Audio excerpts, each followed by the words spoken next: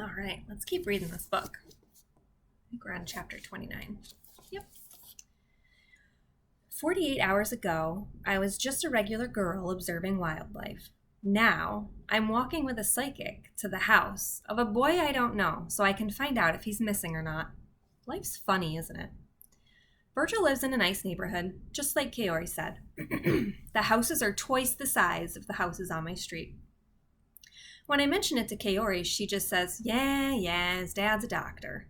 Then she waves it away like it's the least important thing to be thinking about right now. Maybe she's right. I was just making an observation. To be honest, something about big houses intimidates me, and I'm already nervous. I'm not shy or anything, but I didn't really feel like knocking on the front door of a house belonging to someone I didn't know. But Kaori had explained once again that if Virgil's parents, or Lola, thought he was with Kaori when he was really off doing something else he shouldn't be doing, then he could get in a lot of trouble. He probably isn't, Kaori said, as we made our way to the boys' neighborhood. He's not exactly the type who goes off to do something he shouldn't be doing, just like he's not the type to miss an appointment. But you never know. People are an enigma. So here I am, and Virgil's house is 1 block away. Kaori stops me, and she and Jen give me a very serious look, like I'm a spy going on a secret mission. Here's what you do, Kaori says. Knock on the door and ask if Virgil's home. Thanks for spelling it out for me, I say. When Jen giggles behind her hand, Kaori shoots her a look. I'm serious, says Kaori. His Lola is very perceptive. I think she's one of us. She puts her hand to her chest to show me that us meant psychics. If he's not home, just say thanks and you'll stop back later. Then we'll know what's going on one way or another. What if he is home? I could already feel the heat of embarrassment. Maybe I wouldn't be so nervous if it was a girl's house, but the fact that it's a boy in a big fancy neighborhood makes my stomach flip around to the point of nausea. I don't exactly talk to boys on a regular basis, and I definitely don't go to their houses. Then tell him to come outside and meet us, says Kaori, glancing over my shoulder. We'll wait right here. Jen taps my arm and smiles up at me. You don't have anything to freak out about or anything. He's really nice and he's shy, like I said before. He even has a pet rat. She pulls the ends of her jump rope and shakes it loose. It splays across the hot cement and dangles near the toes of her sneakers. Really? I say. This is an interesting development. Most people don't like rats. They don't make good pets. Rats are usually pretty smart and curious, and they're always up for fun and adventure. It'd be nice to have a pet rat, but I'd never ask my parents for one. I could just imagine the looks on their faces. Now Kaori is tapping my shoulder so I'll know to look at her. She's really good at the how-tos. And at the same time, she's giving Jen a little shove. It's not a rat, she says. It's a guinea pig. Oh, I love guinea pigs, I say. I had one when I was really little, but it died. Her name was Lilliput. I'd almost forgotten about Lilliput. She had very long hair and was all different colors, light brown, dark brown, and black mixed together. I can't remember where we got her because I was so little, but I remember feeding her hay and watching her drink out of a bottle in her cage. She died while I was at preschool.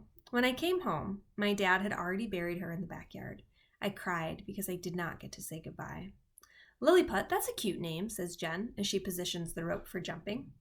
Lilliput is the name of an island from a book called Gulliver's Travels. In the book, the explorer, Lemuel Gulliver, travels to all these different lands after a shipwreck. The first place is Lilliput, an island where all the people are less than 6 inches tall. I liked the story, but I liked the name more. Lilliput. It sounded just like a place where tiny people would live. I'm just about to tell all of this to Jen and ask what Virgil's guinea pig is named when Kaori starts waving towards the house behind me. Hurry up, she says. We need to find out what's going on. All right, I say as I turn and walk towards the house. I try to walk nonchalant so they don't see how nervous I am. There aren't any cars in the driveway. Maybe no one's home. I walk up the stone pathway. It's not like the house is a mansion or anything, but it's big. 2 stories tall with a garage that fits 3 cars. There's even a knocker on the front door shaped like a horseshoe. I lift it up, knock 3 times, and wait. I play with the straps of my bag. After about 5 seconds, I decide no one's home. In one way, it's a relief, but then again, it would be better if he was home because that would mean that Kaori's friend is safe and sound. Then the door opens. I know right away it says Lola, which Kaori told me means grandmother, because she looks about 100 years old. She's small, shorter than me, and really skinny. She doesn't smile. She's not exactly mean-looking, but not exactly friendly either. She glances at my hearing aids, but only for a second. Is Virgil home? I say. She lifts her chin like she didn't hear me correctly. Her hand is still on the doorknob. Virgil? She says. For a second, I'm worried I didn't say his name correctly. Maybe his name isn't Virgil after all. Maybe I put the pieces of the puzzle together incorrectly. Yes, I say. It comes out as a question. No, Virgil isn't home. He went out this morning. What's your name? My chest and neck feel hot. My name? I reply stupidly. Yes, says Lola, so I can tell him you came by. Oh, my name is Valencia. Valencia? She says. I'm not sure if she's teasing me or being mean. It's hard to tell at first, but then her eyes soften as she smiles. I was expecting you. You were? Well, I was expecting something. I expected her to say something normal, like, I'll tell him you stopped by. So I really just didn't know how to respond. Your mother blessed you with a good name, she continues. Valencia Cathedral is one of the most important cathedrals in the world. It's in Spain. Oh, I didn't know that. Maybe your mother does. I doubt it. Lola looks like she's considering this. You should tell her. She might like to know that she picked a good, strong name. I think she knows already, I say. She's not the type to question her choices. Lola laughs. Her whole face crinkles up when she does. She kind of reminds me of a cackling witch, but not in a bad way. I like your mother, says Lola. That made me smile, although I'm not sure why, because I consider my mom to be the biggest pain in the world. Does Virgiligo have your phone number? Lola says. I will tell him to type you a message when he gets home. She motions her hands like she's tapping on a cell phone, and I realize she's talking about texting. I could have just said yes, but instead I blur out no, which is the truth, and the next thing you know, she's waving me inside so she can write it down. I look towards Kaori and Jen and shrug. They're too far away for me to see their faces. Jen is jump roping. She's pretty fast, too. I don't realize how hot it was outside until I step into Virgil's house and feel the cool buzz of the air conditioning. Lola walks ahead of me towards a big kitchen. I close the door and follow.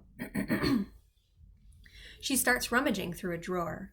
Her mouth is moving, but I can't tell what she's saying because she's looking at the drawer instead of at me.